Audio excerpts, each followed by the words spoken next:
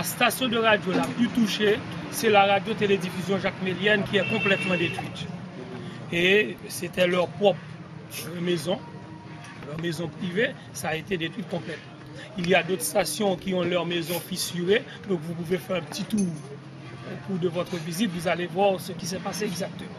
Mais maintenant, le gros, ce sont des journalistes qui ont leur maison, soit maison en location ou propriété privée, détruite complètement.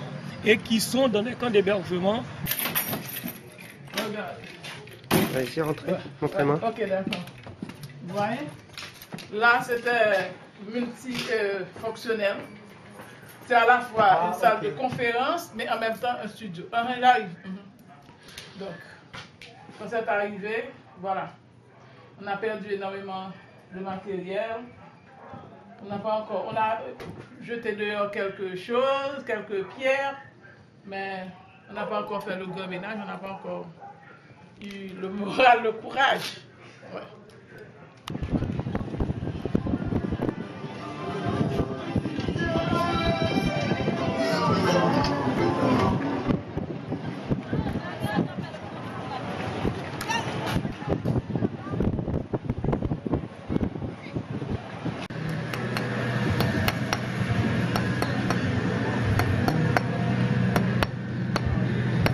Donc Joachim, une petite question. Donc là, vous construisez un studio donc là, depuis le séisme, vous faites donc toutes les émissions dehors.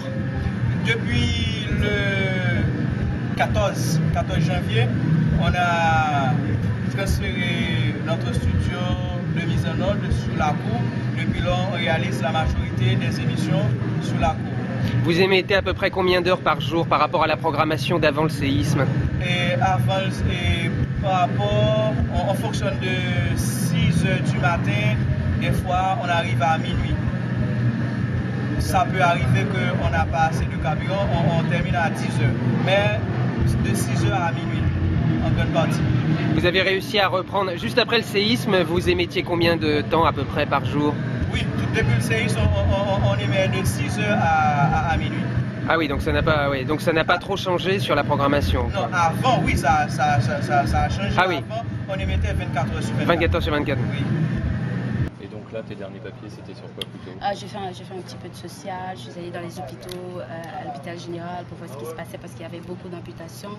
Là, on m'a dit le dernier bilan, on était à 8000 amputations selon le secrétaire d'État à l'intégration des handicapés. J'ai fait un papier également à l'ambassade américaine. C'est les Américains qui coordonnent l'aide en général. Donc. Tu arrives à travailler normalement ou c'est compliqué, peut-être les transports, de contacter les gens? Non. Au début c'était un peu difficile parce qu'il n'y avait pas de carburant, mais non, ça va maintenant. Ça va, on a un chauffeur, on a tout. Et votre radio est totalement opérationnelle? Ouais, totalement opérationnelle. Vous n'avez pas trop de problèmes de générateur, de batterie Oui, avant, oui. Dans ça, il faut voir tout ça avec le directeur de la radio. Mais je pense que d'après ce qu'il a dit, de manière exhaustive, moi je dis qu'ils sont à peu près, ils ont des pertes, des dommages qui peut-être se chiffrent à 30 000 $ américains, tout ça. Pour Radio Métropole? Radio Métropole. Mais je sais pas encore, c'est pas encore un bilan définitif, je sais pas trop, je suis pas dans la cuisine, tout ça. Mais par rapport à d'autres radios, d'autres médias, on a été un petit peu épargnés. C'est bon. D'accord. Et là, dernièrement, tu as traité de quoi? Disons, avant le tremblement de terre, c'était quoi tes sujets? Comme je l'ai dit, essentiellement les élections. N'arrêtez pas, tous les jours. Tous les jours, parce qu'on était en pleine préparation pour les prochaines élections législatives qui auraient dû avoir lieu, je pense, en mars. Non, 28 février, le premier tour, le second tour en mars. Donc on était très avancés dans le processus, ils allaient imprimer les bulletins, tout ça, et puis le CEP est complètement détruit, l'annexe est effondrée, l'autre bâtiment menace de tomber à tout moment. Donc ils cherchent un local, je pense qu'ils ont déjà trouvé un nouveau local. Vous avez vu tous les dégâts causés?